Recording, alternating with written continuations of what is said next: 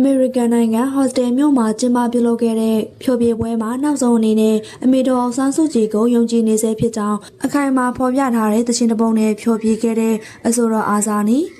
မင်္ဂလာပါပရိသတ်များရှင်အဆိုတော်အာဇာနည်ကတော့တော်လှန်ရေးကာလအစကတည်းကပါဝင်ခဲ့တဲ့နုပညာရှင်တွေကတဦးဖြစ်ပြီးဒီနေ့ဒီချိန်ထိလည်းထားဖို့တယောက်အနေနဲ့ရည်တည်နေစေနုပညာရှင်တယောက်လည်းဖြစ်ပါတယ်အဆိုတော်အာဇာနည်နဲ့မိသားစုဝင်တွေအားလုံးဟာပုံမှန်905ကကြီးနဲ့တရားစွဲဆိုခံရပြီးနောက်ပိုင်းမှာလွတ်မြောက်နေမြေကိုရှောင်နေခဲ့တာဖြစ်ပြီးအဲ့ဒီကနေတစဉ်အနောက်နိုင်ငံမှာခိတခဏခိုလုံနေခဲ့ကြတာလည်းဖြစ်ပါတယ်သားနှစ်ယောက်သမီးတယောက်ပိုင်ဆိုင်ထားတဲ့အာဇာနည်ဟာသားသမီးတွေရဲ့ပညာရေးနဲ့မိသားစုအသုံးစရိတ်အတွက်စားတောက်ဆိုင်မှာအလုပ်လုပ်ကိုင်ရင်းနဲ့ဘဝကိုရည်တည်နေရတယ်ဆိုပေမဲ့တော်လှန်ရေးအတွက်လိုအပ်တဲ့ဖြိုးပြပွဲတွေမှာအမြဲတမ်းဆိုသလိုပါဝင်ထောက်ပို့နေစေပဲဖြစ်ပါတယ်။အခုတခါမှလည်းအမေရိကန်နိုင်ငံဟော့စတယ်မြို့မှာကျင်းပပြုလုပ်ခဲ့တဲ့ပွဲမှာပါဝင်သီဆိုဖျော်ဖြေပေးခဲ့တာဖြစ်ပြီးအစီအစဉ်ရဲ့နောက်ဆုံးမှာတော့အမေတော်အောင်ဆန်းစုကြည်ကိုယုံကြည်နေစေဖြစ်ကြောင်းဖော်ပြထားတဲ့သချင်းတစ်ပုဒ်ကိုဖျော်ဖြေခဲ့တာလည်းဖြစ်ပါတယ်။အဆိုတော်အာဇာနည်ဟာခွန်အားဖြင့်မိငယ်တခြင်းနဲ့တီးဆိုဖျော်ဖြေခဲ့တာဖြစ်ပြီးအမေတော်အောင်ဆန်းစုကြည်အမြဲဆုံးလွတ်မြောက်ဖို့နဲ့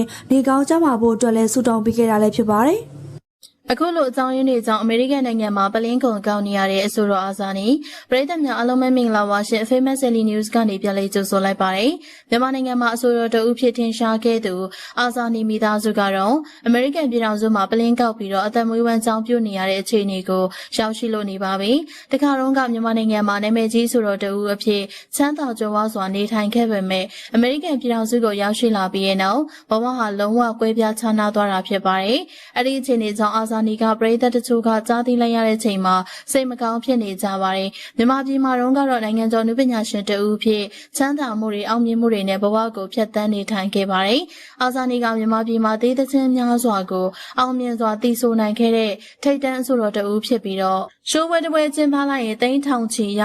ရှိတတ်တာဖြစ်ပါတယ်အဲ့ဒီအောင်မြင်မှုတွေနဲ့သူ့ရဲ့မိသားစုနဲ့ကိုယ်ပိုင်နေအိမ်ကခြံဝန်းနဲ့ပြည့်စုံတဲ့ဘဝလေးကိုရရှိပိုင်ဆိုင်ခဲ့ရပါဒါပေမဲ့လည်းအကြောင်းမျိုးမျိုးကြောင့်အမေရိကန်နိုင်ငံကိုရောက်ရှိလာချိန်မှာသူ့ရဲ့ဘဝကအဆင်မပြေဖြစ်လာပြီးတော့ဘဝအစားကနေပြန်စတင်ရတဲ့အချိန်ကိုရောက်ရှိလာပါတယ်။ဒါပေမဲ့အာဇာနည်မိသားစုအတွက်လက်ရှိချိန်မှာအမေရိကန်နိုင်ငံမှာနေထိုင်နေပေမယ့်မိသားစုနဲ့အတူဘဝကိုကြိုးကြိုးစားစားနဲ့ရပ်တည်နေရဖြစ်ပါတယ်။အခုချိန်မှာတော့အဆိုတော်အာဇာနည်တယောက်သူ့ရဲ့သားညံဖုံးစာနေနဲ့အတူပလင်းကုန်တွေကိုလိုက်ကောက်နေပါတယ်။အမေရိကန်မှာပလင်းကောက်တာကမြန်မာပြည်မှာနဲ့မတူပေမဲ့အတိတ်ပဲကတော့တူညီပါတယ်။အာဇာနည်နဲ့သူ့ရဲ့သားတွေကမြို့အတွင်းကားတစ်စီးနဲ့ပတ်သွားလာကလူတွေဆွန့်ပစ်ထားတဲ့ပလင်းခွက်တန်အိုးတန်ခွက်တွေကိုစုဆောင်းနေရဖြစ်ပါတယ်။ဒီလိုပုံစံနဲ့လိုက်ကောက်ပြီးတော့ရောင်းရင်ကားစီဘိုးလောက်တော့ဝင်ငွေရတယ်လို့သိရပါတယ်။ဒါကြောင့်လည်းအာဇာနည်နဲ့သူသားကလုပ်ငန်းတစ်ခုအနေနဲ့အဲ့ဒီအလုပ်ကိုလုပ်ကိုင်နေကြပြီဖြစ်ပါတယ်။